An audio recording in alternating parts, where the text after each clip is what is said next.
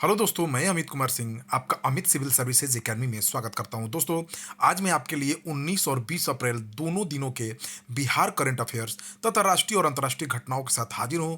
मेरे चैनल पर दोस्तों डेली वीडियो अपलोड होता है।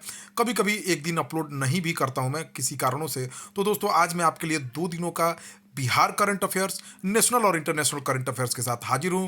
दोस्तों, ये बहुत इंपॉर्टेंट वीडियो रहता है बीपीएससी बिहार एसएससी में। अगर आपको सफलता प्राप्त करना है तो मेरे चैनल को जरूर देखिए। तो दोस्तों, जो नए हैं मेरे चैनल को जरूर सब्सक्राइब कर लीजिए। चलते हैं आज के पहले क्वेश्चन की तरफ। बिहार राज्य चुनाव आयोग ने निर्वाचन प्रक्रिया में मंगलामुखी समुदाय की सक्रिय सहभागिता को सुनिश्चित करने के लिए किस ट्रांसजेंडर को स्टेट आइकन बनाया है? देखिए दोस्तों, सरकार जो है, निर्वाचन आयोग जो है बिहार सरकार का, बिहार सरकार राज्य निर्वाचन आयोग वह चाहता है कि जो ट्रांसजेंडर समुदाय के जो भी लोग हैं वो मुख्य धारा में जुड़े और वह ज़्यादा से ज़्यादा वोट करें। तो उनको जागरूक करने के लिए जो है एक ट्रांसजेंडर को स्टेट आइकन बनाया गया है, वो मोनिका दास है। ठीक है, बिहार की रहने वाली मोनिका दास, ये बिहार की स्टाइलिश ट्रांसजेंडर नाम से मशहूर मोनिका दास को राज्य निर्वाचन आयोग ने प्रक्रिया में मंगलामुखी समुदाय की सक्रिय सहभागिता को सुनिश्चित करने के लिए स्टेट आइकन बनाया है। पूर्व में मोनिका दास बिहार विधानसभा आम निर्वाचन 2020 में राज्य की पहली ट्रांसजेंडर पीठासीन पदाधिकारी के रूप में भी चुनाव कार्यों का संपादन कर चुकी हैं। देश की पहली ट्रांसजेंडर बैंकर बनकर 30 साल की मोनिका दास इतिहास दर्ज कर चुकी हैं। मोनिका दास वर्तमान में पटना में केनरा बैंक में अधिकारी हैं। बिहार में दूसरे एम्स का निर्माण दरभंगा के बहादुरपुर अंचल के शोभन बाईपास पर 150 एकड़ में हो रहा है। बिहार सरकार ने जमीन को भराव के लिए कितनी राशि स्वीकृत की है? तो देखिए, बिहार सरकार ने 309 करोड़ की राशि स्वीकृत की है। बिहार का दूसरा एम्स दरभंगा में बनने जा रहा है। यह एम्स भी तेजी में बनेगा। मंगलवार को नीतीश कैबिनेट में दरभंगा एम्स के लिए जमीन के समतलीकरण के लिए 309 करोड़ 29 लाख 59 हजार रुपए खर्च करने की स्वीकृति मिल गई है। चौंकाने वाली यह बात है कि कैबिनेट में स्वीकृति से पहले ही से 309 करोड़ का टेंडर निकाला जा चुका था। मंगलवार को ही राज्य मंत्रिमंडल की बैठक में दरभंगा एम्स के स्थापना के उद्देश्य से बहादुरपुर अंचल अंतर्गत शोभन एकमी बाईपास के निकट मौजा बलिया में कुल 189.17 एकड़ भूमि में मिट्टी भराई कर उसमें समतलीकरण के लिए 309 करोड़ 29 लाख 59 हजार रुपए खर्च करने की स्वीकृति मिल गई है। 29 अप्रैल दानवीर भामाशाह की जयंती को हर साल राजकीय समारोह के रूप में मनाने का निर्णय बिहार सरकार ने लिया है। दानवीर भामाशाह का जन्म किस राज्य में हुआ था? तो देखिए, दानवीर भामाशाह का जन्म राजस्थान में हुआ है। दानवीर भामाशाह का जन्म राजस्थान के मेवाड़ राज्य में वर्तमान पाली जिले के सादड़ी गांव में 28 जून 1547 को ओसवाल जैन परिवार में हुआ था। उनके पिता का नाम भारमल था, जो रणथंभौर के किलेदार थे। भामाशाह बाल्यकाल से मेवाड़ के राजा महाराणा प्रताप के मित्र, सहयोगी और विश्वास पात्र सलाहकार थे। अपरिग्रह को जीवन का मूल मंत्र मानकर संग्रहण की प्रवृत्ति से दूर रहने की चेतना जगाने में आप सदैव अग्रणी रहे। मातृभूमि के प्रति अगाध प्रेम था उनके अंदर और दानवीरता के लिए भामाशाह नाम इतिहास में अमर है। जब महाराणा प्रताप अपने परिवार के साथ जंगलों में भटक रहे थे, तब भामाशाह ने अपनी सारी जमा पूंजी महाराणा को समर्पित कर दी थी, महाराणा प्रताप को। तब भामाशाह की दानशीलता के प्रसंग आसपास के इलाकों में बड़े उत्साह के साथ सुने और सुनाए जाते थे। हल्दी घाटी के युद्ध के पश्चात महाराणा प्रताप के लिए उन्होंने अपनी निजी संपत्ति में इतना धन दान दिया था कि जिससे 25,000 सैनिकों का 12 वर्ष तक निर्वाह हो सकता था। प्राप्त सहयोग से महाराणा प्रताप में एक नया उत्साह उत्पन्न हुआ और उन्होंने पूर्ण सैन्य शक्ति संगठित कर मुगल शासकों को पराजित कर फिर से मेवाड़ का राज्य प्राप्त किया था। बिहार के पीएमसीएच के किस डॉक्टर को सिंगापुर में होने वाले 25वीं वर्ल्ड कांग्रेस ऑफ डर्मेटोलॉजी में उन्हें अपनी रिसर्च पर स्पीच देने के लिए आमंत्रित किया गया है? तो बिहार के पीएमसीएच के जो डॉक्टर है, डर्मेटोलॉजिस्ट डॉक्टर अभिजीत कुमार झा को 25वीं वर्ल्ड कांग्रेस ऑफ डर्मेटोलॉजी में इस रिसर्च पर स्पीच देने के लिए उनको आमंत्रित किया गया है। ठीक है, सिंगापुर में। बिहार के कितने पार्कों में महिलाओं तथा लड़कियों के लिए ओपन जिम बनाया जाएगा? तो बिहार के दोस्तों 50 पार्कों में महिलाओं तथा लड़कियों के लिए ओपन जिम बनाया जाएगा। बिहार के किस विश्वविद्यालय में स्टार्टअप सेल की शुरुआत की गई है? तो बिहार के चाणक्यला यूनिवर्सिटी में स्टार्टअप सेल की शुरुआत की गई है। बिहार संग्रहालय ने किस नाम से त्रैमासिक पत्रिका प्रकाशित की है? तो न्यूज लेटर नाम से बिहार संग्रहालय ने त्रैमासिक पत्रिका प्रकाशित की है। बिहार संग्रहालय के महानिदेशक अंजनी कुमार सिंह पत्रिका न्यूज लेटर का विमोचन करते हुए बताया कि 7 अगस्त से म्यूजियम बिनाले का शुभारंभ होगा, जिसमें 30 देशों के कलाकार अपनी कलाकृतियों का प्रदर्शन करेंगे। हाल ही में भू राजस्व मंत्री आलोक कुमार मेहता ने कितनी भाषाओं में जमीन की जमाबंदी देखने की सुविधा जो है सुविधाओं का उद्घाटन किया है? अब दोस्तों, जो भी रैयत है वो अपनी जमाबंदियों को 22 भाषाओं में देख सकेंगे। ठीक है, बिहार में जमाबंदी को मोबाइल आधार से जोड़ा जाएगा। बिहार में जून में होने वाले G20 की बैठक के लिए कला संस्कृति युवा विभाग की किस सचिव को नोडल अफसर बनाया गया है? तो सीमा त्रिपाठी को बिहार में जून में होने वाले G20 की बैठक के लिए कला संस्कृति युवा विभाग की ये ऑफिसर है, इनको नोडल ऑफिसर बनाया गया सीमा त्रिपाठी को। भारत के प्रथम राष्ट्रपति डॉक्टर राजेंद्र प्रसाद की याद में बिहार के किस जिले में स्मृति द्वार बनाया जाएगा? तो सिवान जीरादेई में दोस्तों भारत के प्रथम राष्ट्रपति डॉक्टर राजेंद्र प्रसाद की याद में स्मृति द्वार बनाया जाएगा। बिहार राज्य पर्यटन विभाग डॉक्टर राजेंद्र प्रसाद के पैतृक गांव सिवान के जीरादेई में स्मृति द्वार का निर्माण किया जाएगा। बिहार के पर्यटन विभाग के मंत्री अभी तेज यादव हैं।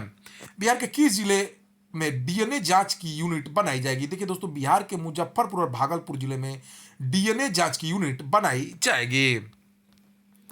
वाहन दुर्घटना मुआवजा देने के लिए बिहार सरकार कितने जिलों में न्यायाधिकरण स्थापित करेगा? देखिए दोस्तों, वाहन दुर्घटना होने पर जो भी मुआवजा उनके आश्रितों को मिलता है उसके लिए सरकार 38 जिलों में न्यायाधिकरण स्थापित करेगी। बिहार स्वास्थ्य विज्ञान विश्वविद्यालय के पहले कुलपति कौन बने हैं?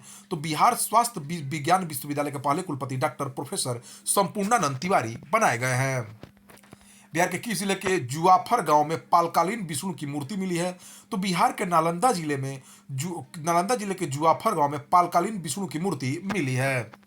बिहार को केंद्र से कितनी अतिरिक्त मेगावाट बिजली मिलेगी? देखिए दोस्तों, हाल ही में बिहार के ऊर्जा मंत्री विजेंद्र प्रसाद यादव ने भारत के केंद्रीय ऊर्जा मंत्री आर के सिंह से मुलाकात की और उन्होंने बिहार में अतिरिक्त बिजली की मांग की थी। उसी के आधार पर दोस्तों 300 मेगावाट अतिरिक्त बिजली बिहार को मिलेगी। अब बिहार में औद्योगिक विकास में कौन सा जिला प्रथम स्थान पाया? देखिए दोस्तों, बिहार में औद्योगिक विकास में प्रथम स्थान पर किशनगंज, दूसरे स्थान पर मुंगेर, तीसरे स्थान पर लखीसराय और सबसे अंतिम स्थान पर दोस्तों जमुई आया। तो बिहार में औद्योगिक विकास में जो जिला प्रथम स्थान पर है वो कौन है? किशनगंज है।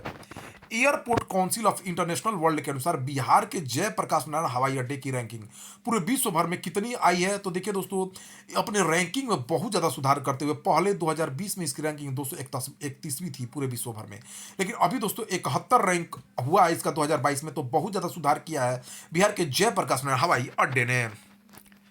हाल ही में Piaggio vehicles private limited Italy द्वारा बनाए गए आपे मेट्रो ऑटो को किसने लॉन्च किया है?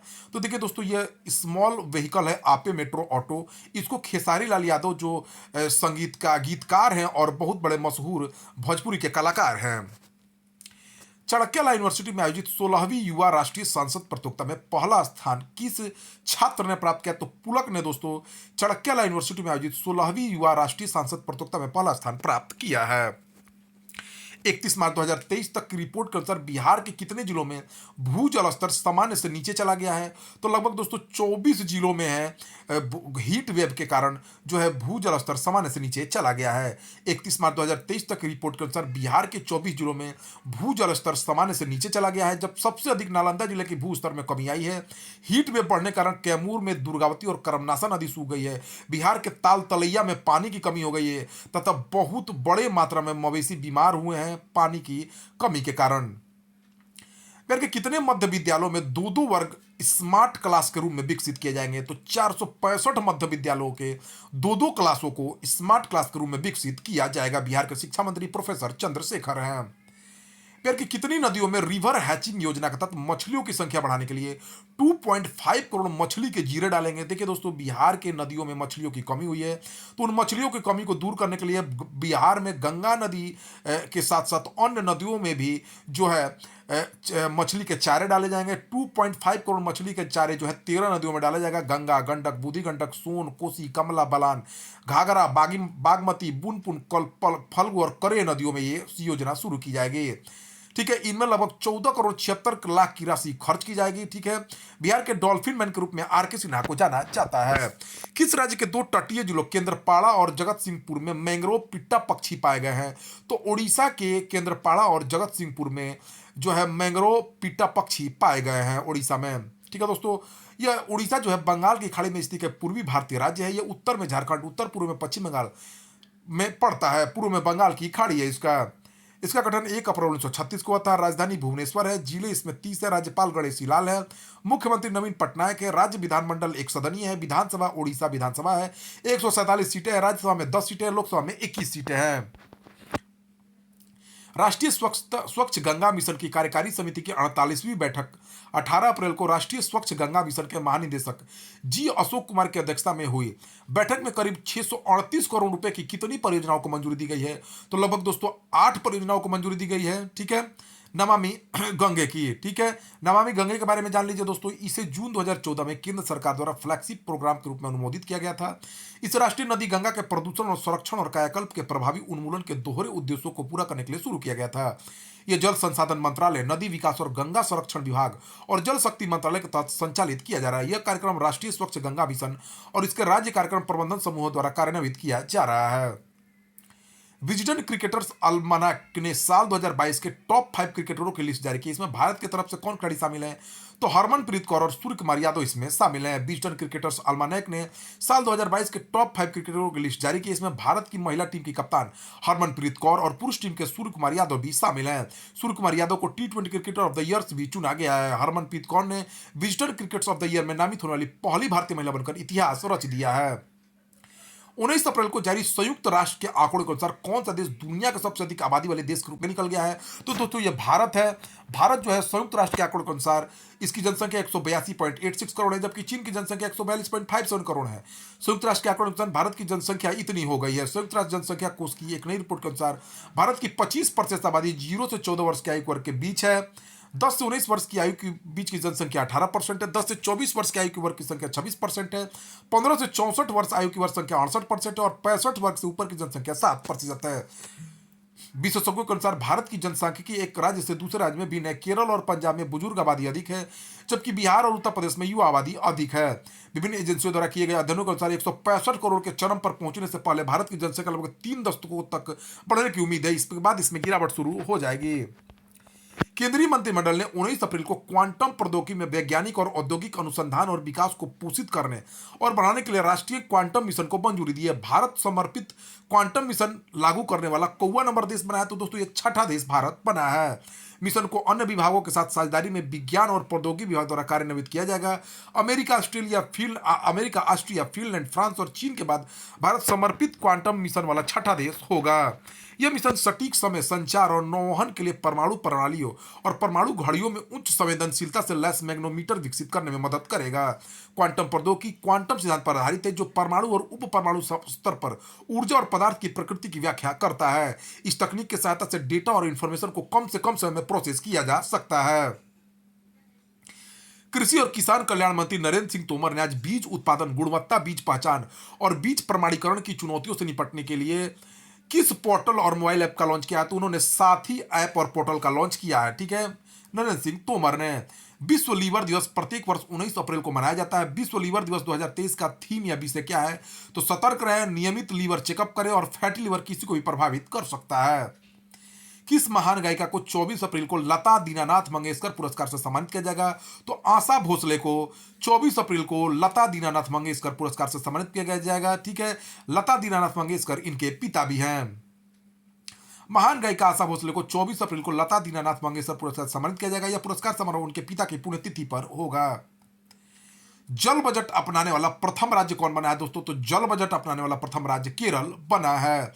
केरल ने गर्मियों में पानी की कमी से समस्या से निपटने के लिए जल बजट अपनाया है, जो देश में अपनी तरह का पहला बजट है। केरल की राजधानी तिरुवनंतपुरम में आधिकारिक पक्षी ग्रेट हॉर्नबिल है। राज्यपाल आरिफ मोहम्मद खान है। मुख्यमंत्री पिनराई विजयन है। भारत की सबसे लंबी झील वेवनाड केरल में ही है। केरल में नदियों का उद्गम पेरियार नदी यहाँ से निकलती है, भरतपुझा नदी निकलती है, पंबा नदी निकलती है, चलियार नदी निकलती है और चालाकुडी नदी निकलती है।